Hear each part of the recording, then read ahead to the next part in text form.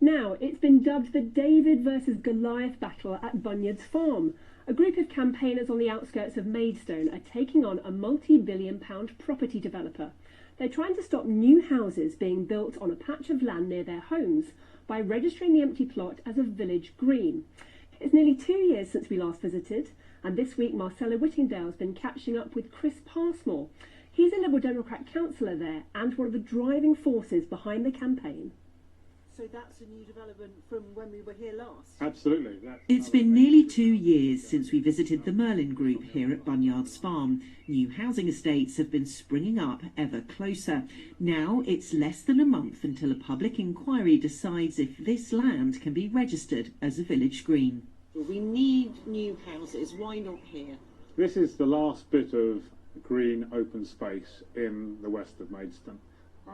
And we as local residents have been working very hard to preserve it as green space, and if it is lost, it will be lost forever. The land already has planning permission, and the owner, the Andrew Cheel Will Trust, and developer Barrett David Wilson are keen to build more than 400 houses here. They say permission for recreational access to the land has never been granted, so the application for village green status is not legitimate. People come onto this space to escape from the day-to-day pressures of life, observe nature, walk. It has a big public health environment benefit as well.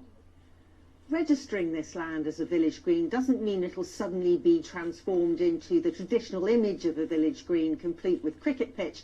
It just means that you will not be able to build on it. And in order to do that, you have to prove that local people have been using the area for at least 20 years and that they continue to do so. Volunteers have spent thousands of hours compiling a case to prove that, getting evidence from 100 people. They've painstakingly put together an 800-page document ahead of the public inquiry and found witnesses who will argue it is common land used by local people for decades. We've got very carefully structured questionnaires which people have completed.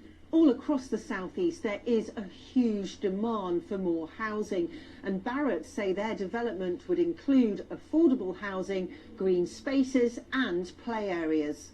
It's the future, isn't it? The population's getting bigger, we're getting more people, even into Maidstone, so we will need the housing. As much as we don't like the idea of it, we are going to need it. Driving from Westmoreland into this, like, new housing's going up everywhere, but whether it's affordable housing, I wouldn't know. But they seem to be taking a lot of the green sites when they should be using brownfield sites, which are just laying there derelict. I mean, just to build more places for people with families and just people that need places in general. I feel like there should be more houses, but more affordable houses, because it's good and well building new builds, but then they're just as expensive as old houses. Unlike their opposition, the Merlin Group cannot afford a barrister, so they've set up a Just Giving page to finance as much legal advice as possible. The public inquiry starts on the 19th of March and is expected to last 4 days. After years of effort, these campaigners should know the future of Bunyards Farm by this summer. That was our reporter Marcella Whittingdale.